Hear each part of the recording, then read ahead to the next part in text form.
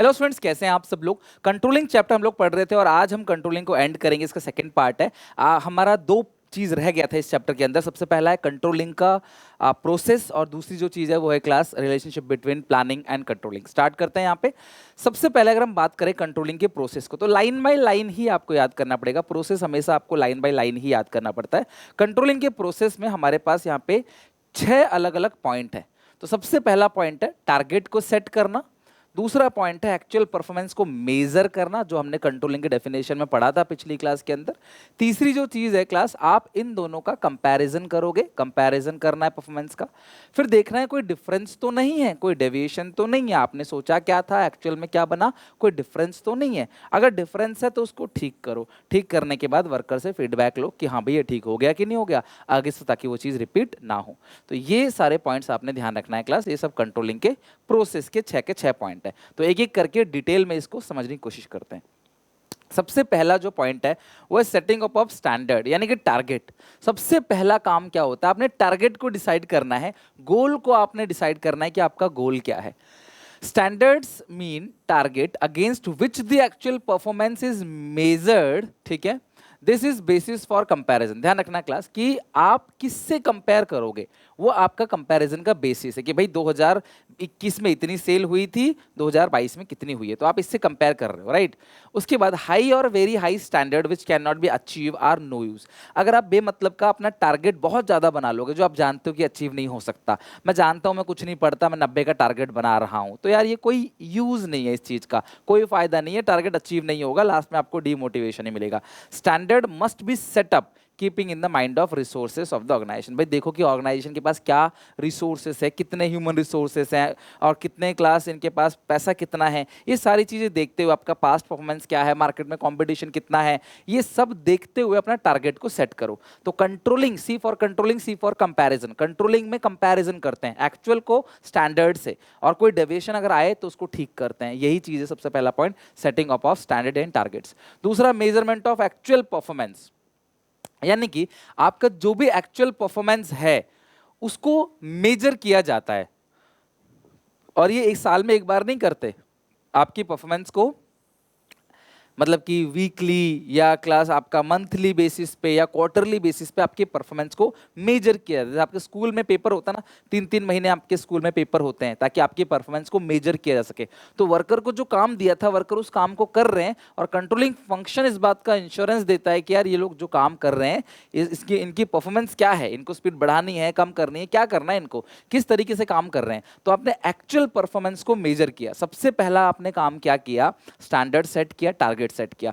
फिर आपने जो आपकी एक्चुअल परफॉर्मेंस अभी आई है उसे आपने मेजर किया। अब आप क्या करोगे, कंपैरिजन करोगे। Comparison of actual performance with standard performance. After measuring the performance the manager compare, manager क्या करेगा, कंपेयर करेगा एक्चुअल परफॉर्मेंस को with the plan performance. If there is class match, अगर मैच हो गया दोनों तो then fine, then controlling process यहीं पे एंड हो गया। बट अगर क्लास यहाँ पे एंड नहीं हुआ, मिसमैच हो गया, यानी कि कोई डेविएशन आया, कोई डिफरेंस आया, then the manager try to find out the reason for deviation, कि क्यों ये रीजन आ रहा है। और क्लास छोटे मोटे डेविएशंस को मैनेजर इग्नोर कर सकता है, लेकिन जो बड़े डेविएशंस हैं क्लास, उसको क्लास टाइमली एक्शन, उसको जो बड़े बड़े डेविएशंस है, मेजर डेविएशन है, उसके लिए उसको इंस्टेंट एक्शन लेना चाहिए।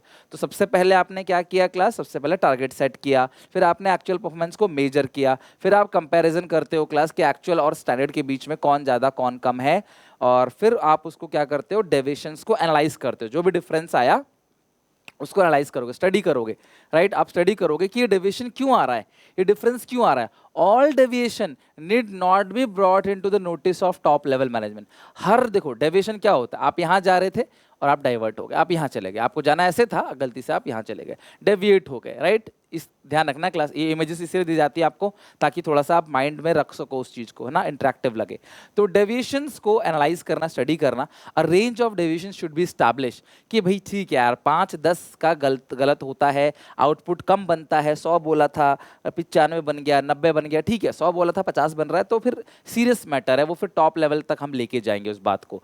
And only cases beyond this range should be brought into the knowledge of top level management. Deviation must be divided into 2 category, CPC critical point control, और MBE का मतलब होता है मैनेजमेंट बाय एक्सेप्शन, इसको बोलते हैं एनालिसिस डेविएशन।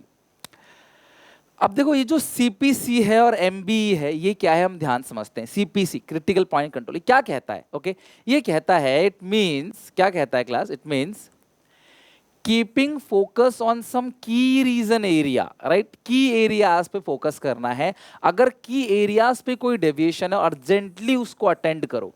की area are those which have impact on the whole organisation. अगर तुम्हारा पोस्टल चार्जेस 1 रुपए 2 रुपए से बढ़ गया है या 10 रुपए से बढ़ गया है क्लास, तो ये कोई बहुत बड़ा सीरियस नहीं है। लेकिन अगर आपके रॉ मटेरियल की कॉस्ट भले ही 3 रुपए से बढ़ जाए तो ये सीरियस है। ये 10 रुपए पोस्टल चार्जेस है, पोस्टेज का चार्जेस, लेकिन रॉ मटेरियल हर प्रोडक्ट में लगेगा। तो अगर ये बढ़ेगा तो ये हमारे लिए नुकसान हो जाएगा। टैक्स अगर बढ़ गया तो वहां पे हमें थोड़ा ध्यान देना है, टैक्स प्लानिंग करनी पड़ेगी। तो क्रिटिकल पॉइंट कंट्रोल कहता है कि जो क्रिटिकल एरिया है ना क्लास, उन पे आप बहुत अच्छे से ध्यान दो, उसको अर्जेंटली अटेंड करो, उसको पहले ठीक करो। This is called critical point control. Critical point को आपने क्या करना है? कंट्रोल करना है, जिसका पूरे ऑर्गेनाइजेशन पे इंपैक्ट आएगा। ओके, दूसरा है MBE, मैनेजमेंट बाय एक्सेप्शन। ये क्या कहता है? ये कहता है एक रेंज आप डिसाइड कर दो कि भाई ये रेंज है, इतना डिफरेंस करोगे चलेगा। उस रेंज से बाहर अगर आप आए तो भैया इस ये सीरियस है। इसमें क्लास हम लोग ध्यान लगाएंगे कि इसको कैसे ठीक किया जाए। जैसे अब कंपनी ने बोल दिया कि भाई 100 आउटपुट बनाना है, राइट? आपको 100 आउटपुट बनाना है। 100 से 110 बन जाए तो भी कोई दिक्कत नहीं, 90 बन जाए तो भी कोई दिक्कत नहीं। 90 से कम अगर आउटपुट बनाओगे तो ये सीरियस है। तो यानी कि क्रिटिकल पॉइंट कंट्रोल कहता है सिर्फ की रीजन एरिया पे आपको फोकस करना है, लेकिन ये कहता है कि एक रेंज डिसाइड कर दो। अगर इस रेंज से कम, दोनों लगभग सेम लगेंगे आपको, राइट? अगर एक रेंज तक डेविएशन लागू कर दो, भाई 10 का डेविएशन अलाउड है, 5 का डेविएशन, डेविएशन मतलब डिफरेंस, जो 10 यूनिट का डिफरेंस अलाउड है, 5 यूनिट का डिफरेंस अलाउड है, लेकिन अगर इससे ज्यादा डेविएशन हुआ तो प्रॉब्लम हो जाएगी। क्या कहता है क्लास? चेक करो। It means a manager who try to control everything, ये लाइन लिखा आता है, may be end up controlling nothing. जो सब कुछ कंट्रोल करना चाहेगा वो कुछ भी कंट्रोल नहीं कर पाएगा। अगर आप चाहते हो कि आप सब कुछ कंट्रोल कर लो, सारा कुछ आपके कंट्रोल में आ जाए, कुछ भी आपके कंट्रोल में नहीं आएगा। आप जो सारे एम्प्लॉय मेरी बात माने, कोई भी बात नहीं मानेगा आपको, एक थोड़ा डेविएशन तो होगा ही। The deviation which are beyond this specific range should only by handle by the manager, should only by handle by the manager, should only handle by the manager, right? Small or minor deviation can be ignored. कोई छोटा मोटा deviation है तो यार आप उसे ignore कर सकते हो। मतलब आप एक रेंज डिसाइड कर लो कि यहाँ तक, अगर जैसे मान लो ये नॉर्मल लॉस है, इतना तो होगा ही होगा। अगर आप क्लास एक पानी का टैंकर मंगाते हो, थोड़ा बहुत छिटक के नीचे तो गिरेगा ही रास्ते में गाड़ी चलते वक्त, उतना तो होगा ही होगा, वो नॉर्मल लॉस है। उतना तो मान के चलो ठीक है यार कि हम 10 लीटर पानी मंगाते हैं तो 9.5 लीटर ही मिलता है, 10 की जगह 6 मिलता है, तो ये प्रॉब्लम की सिचुएशन है। Manager should not waste time and energy in finding the solution for such minor deviation. इस छोटे मोटे, अब 100 बोला था, 95 बना, 97 बना, इसके पीछे टाइम और एनर्जी वेस्ट मत करो, अपनी एनर्जी बचा के रखो और अच्छी जगह लगाओ उसको। Should concentrate on the remaining deviation of high degree.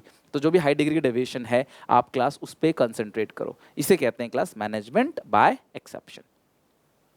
Fifth point है टेकिंग करेक्टिव मेजर। आपने क्या किया क्लास?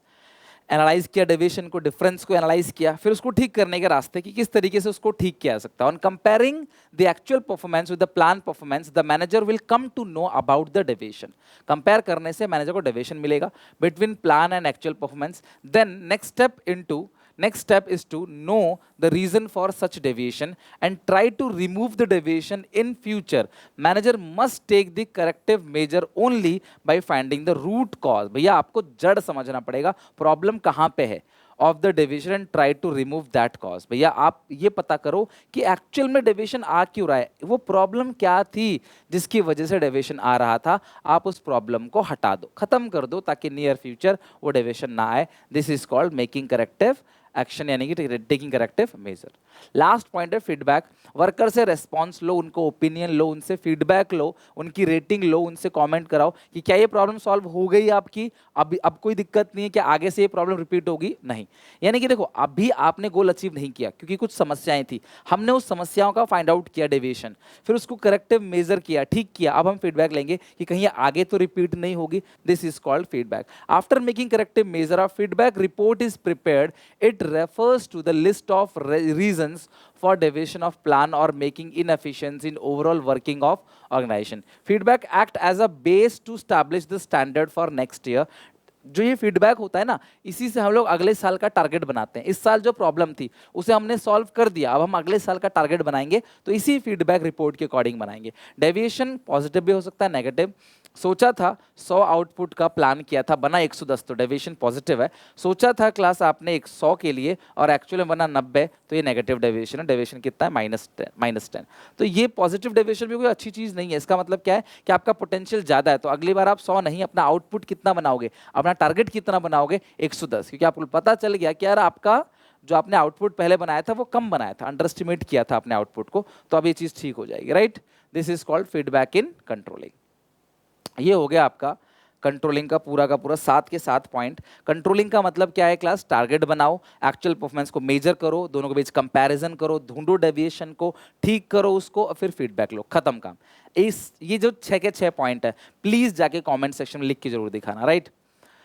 चलो नेक्स्ट हम आते हैं क्लास अपने एक लास्ट टॉपिक पे, जो कि है relationship between planning and controlling. ध्यान से अच्छे से समझना, पिछले साल ये टॉपिक सिलेबस में नहीं था, लेकिन इस साल ये आपके टॉपिक सिलेबस में क्लियरली मेंशन है कि क्या रिलेशनशिप है प्लानिंग और कंट्रोलिंग के बीच। सबसे पहला नेचर यानी कॉन्सेप्ट यानी कि मीनिंग। भाई प्लानिंग का मतलब क्या? एडवांस में सोच लेना, क्या करना है, कैसे करना है, कब करना है, कौन इस काम को करेगा, ये सब एडवांस में अगर सोच लेते हैं तो इसे कहते हैं क्लास प्लानिंग। यानी कि आज कहाँ पे हैं, कल कहाँ पहुंचना चाहते हैं, उसका जो गैप है उसको हम लोग क्या बोलते हैं क्लास? प्लानिंग बोलते हैं। और कंट्रोलिंग का मतलब क्या? कंपैरिजन करना एक्चुअल को प्लान से, और कोई डेविएशन अगर है उसको एनालाइज करके उसको ठीक करना ताकि नियर फ्यूचर रिपीट वो ना हो। तो ये तो हो गया मीनिंग पहला, ठीक है। दूसरा, दोनों एक दूसरे पे डिपेंड है और इंटरलिंक है। भैया कंट्रोलिंग इज वेरी इंपॉर्टेंट ताकि नियर फ्यूचर की हम प्लानिंग कर सके। कंट्रोलिंग में हम देखते हैं कि हमने अब एक्चुअल परफॉर्मेंस जो किया है वो प्लान से मैच कर रहा है कि नहीं कर रहा, नहीं कर रहा तो ठीक करेंगे और हम आगे की प्लानिंग करेंगे। तो ये कहीं ना कहीं कंट्रोलिंग प्लानिंग पे डिपेंड है। अगर आपने प्लानिंग ही नहीं करी तो कंट्रोलिंग कैसे करोगे? कंट्रोलिंग में क्या करते हो? एक्चुअल परफॉर्मेंस को प्लान परफॉर्मेंस से कंपेयर करते हो कि अच्छा मेरा बना 100 आउटपुट, सोचा 90 का था। अगर तुम्हारा प्लानिंग होगा ही नहीं, तुमने कुछ सोचा ही नहीं था, कुछ टारगेट ही प्रिपेयर नहीं किया था, तो भैया कंपैरिजन किससे करोगे? सो कंट्रोलिंग के अंदर हम लोग क्या करते हैं क्लास? कंपैरिजन करते हैं। तो ये आपको ध्यान रखनी है कि कंट्रोलिंग प्लानिंग पे डिपेंड है और प्लानिंग भी कंट्रोलिंग पे डिपेंड है। आपने प्लान किया फिर कंट्रोल ही नहीं किया आपने, तो आपको पता कैसे चलेगा कि अचीव हुआ कि नहीं हुआ? फिर अगले साल आप प्लान क्या बनाओगे? और अगर कंट्रोलिंग किया प्लानिंग नहीं किया तो फिर कंपैरिजन किससे करोगे? तो दोनों एक दूसरे पे डिपेंड है, both are interdependent and interlink, दोनों जुड़े हुए हैं एक दूसरे से और एक दूसरे पे डिपेंड है। बोथ आर फॉरवर्ड और बैकवर्ड लुकिंग। तो जो कंट्रोलिंग है वो बैकवर्ड लुकिंग क्यों है? क्योंकि कंट्रोलिंग प्लानिंग को देखकर किया जाता है, तो कंट्रोलिंग पीछे की तरफ देखता है, तो कंट्रोलिंग बैकवर्ड लुकिंग है। अच्छा, प्लानिंग बैकवर्ड लुकिंग क्यों है? क्योंकि हम प्लान बनाते फ्यूचर के लिए हैं, लेकिन प्लान में हम हमेशा अपने पास्ट एक्सपीरियंस को, पास्ट डेटा को कलेक्ट करते हैं, उसके बाद हम लोग बनाते हैं। सो प्लानिंग में हम हमेशा बात करते हैं क्लास किसकी? कि अपना पास्ट एक्सपीरियंस क्या है, और प्लानिंग की जाती है फ्यूचर के लिए। तो प्लानिंग तो बहुत बैकवर्ड लुकिंग हो गया, प्लानिंग पास्ट को देख के किया जाता है तो बैकवर्ड हो गया, प्लानिंग फ्यूचर के लिए किया जाता है तो फॉरवर्ड लुकिंग हो गया, राइट। अब इसके अंदर क्या है क्लास? कंट्रोलिंग। तो कंट्रोलिंग बैकवर्ड क्यों है? क्योंकि कंट्रोलिंग प्लानिंग को देखता है और प्लानिंग पहले आता है तो पीछे देखता है, बैकवर्ड है। अब कंट्रोलिंग फॉरवर्ड लुकिंग क्यों है? क्योंकि controlling is a continuous process, हमने पढ़ रखा था। कंट्रोलिंग जो है वो कंटिन्यूअस है। एक बार आप गोल को अचीव, एक बार डेविएशन फाइंड आउट किया, ठीक किया, फीडबैक लिया, फिर एक नया आप फिर कंपैरिजन करोगे अगले साल जो आउटपुट बनेगा, तो ये चलता रहता है। तो ये हमेशा फ्यूचर को देखता है, फ्यूचर में क्या गोल बनाना है पास्ट एक्सपीरियंस को लेके। तो कंट्रोलिंग से ये पता चलता है कि फ्यूचर में हमें कौन सा गोल बनाना है, इस बार गोल अचीव हुआ कि नहीं हुआ, इस हिसाब से हम अपने गोल में थोड़ा सा चेंज करते हैं फ्यूचर में, राइट। Planning is perspective. देखो प्लानिंग हमेशा एक मेंटल एक्सरसाइज है जहां पे हम लोग बहुत सारी चीजों का अजम्पशन लेके चलते हैं कि कल को क्या होगा, कल को क्या होगा, कल को क्या होगा। संविधान सोचो हमारा कितना पहले बना था, लेकिन संविधान बनाते वक्त जो हमारा कॉन्स्टिट्यूशन ऑफ इंडिया है उसको बनाते वक्त आजकल की जो प्रॉब्लम्स जितनी भी हैं वो भी उसका समाधान भी संविधान के अंदर है, वो ऑलरेडी लिखा गया है। क्योंकि संविधान लिखते वक्त बहुत सारी चीजों को फ्यूचर में प्रेडिक्शन किया गया था। अच्छा कल को ऐसा हो गया तो क्या होगा, ऐसा हो गया तो क्या होगा, उसके रूल पहले ही लिख दो। ट्रैफिक रूल जब निकलते हैं क्लास, अभी कुछ साल पहले नए ट्रैफिक रूल निकले थे जहां चालान बहुत बढ़ गया था, तो इस ट्रैफिक रूल के अकॉर्डिंग इस ट्रैफिक रूल के अकॉर्डिंग ये पहले से अजम्पशन कर लेते हैं, अच्छा कल को कोई ऐसे अगर करता है तो ये गलती करता है तो ये गलती करता है तो ऐसे होगा वैसे होगा, ये पहले से सारी चीजें अजम्पशन कर लेते हैं। तो प्लानिंग पर्सपेक्टिव है। और प्लानिंग जो है कंट्रोलिंग इवेल्युएट है, यानी कंट्रोलिंग इवेल्युएशन करता है कि हाउ हमारा प्लानिंग जो है वो एक्यूरेट है, हमने जो प्लान किया था, टारगेट बनाया था, वो एक्चुअली अचीव हुआ कि नहीं हुआ, और उस बेसिस पे हम फ्यूचर के लिए प्लान करते हैं। लाइक हमने 100 का टारगेट लिया, अचीव सिर्फ 60 हुआ, तो कहीं ना कहीं हमें लगेगा कि यार कहीं ना कहीं हमने प्लान ज़्यादा का बना लिया, टारगेट हमने बहुत ज़्यादा बना लिया है।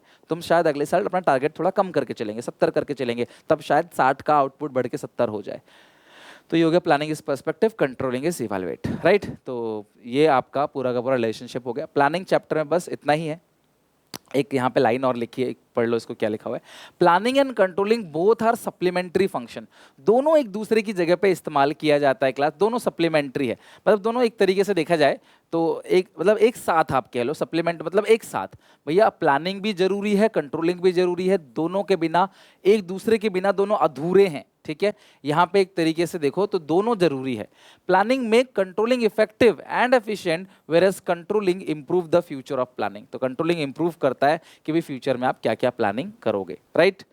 तो ये हो गया क्लास हमारा चैप्टर डन। कंट्रोलिंग चैप्टर आज हमने एंड कर दिया, और आज के साथ हमारा पार्ट ए का पूरा 50 नंबर का सिलेबस आज हमने खत्म कर लिया। फाइनली हम लोग 50 मार्क्स का सिलेबस खत्म कर चुके हैं। बाकी 30 मार्क्स का सिलेबस जो है पार्ट 4 से आ रहा है। 4 चैप्टर का 30 मार्क्स हैं, यहाँ पे 8 चैप्टर के 50 मार्क्स हैं। उम्मीद है आप लोग इसको अच्छे से पढ़ लोगे। ईजी सा चैप्टर था, छोटा सा चैप्टर था। अगर आपको रियली में कुछ सीखने को मिला है, आज तक अपने वीडियो को देख रहे हो, तो प्लीज़ चैनल सब्सक्राइब कर लेना। मैं आगे बहुत कुछ आपके लिए लेके आने वाला हूँ, तो ये चैनल आपको काफ़ी हेल्पफुल रहेगा टिल एग्जाम। तो बस सब्सक्राइब करके बेल आइकन दबा दो। अच्छी लगे वीडियो तो अपने सारे दोस्तों को शेयर करो, उनको बताओ, उन तक इन्फॉर्मेशन पहुंचाओ कि यार क्यों टेंशन ले रहे हो, सुनील सर हमारी पूरी प्रिपरेशन करा रहे हैं यूट्यूब पे free of cost. Accounts, economics, business studies complete A to Z। अभी डिटेल में सिलेबस चल रहा है, फिर रिवीजन होगा, वन शॉट आएगा, बहुत सारे क्लास हम लोग डिफरेंट टाइप के क्वेश्चन देखेंगे, पास्ट ईयर क्वेश्चन, और इवन क्लास हमारे मॉक टेस्ट, CBSE का सैम्पल पेपर, बहुत कुछ करेंगे। बस आपका प्यार सपोर्ट यूं ही बना रहना चाहिए। टेक केयर, बाय बाय, मिलते हैं नेक्स्ट वीडियो में।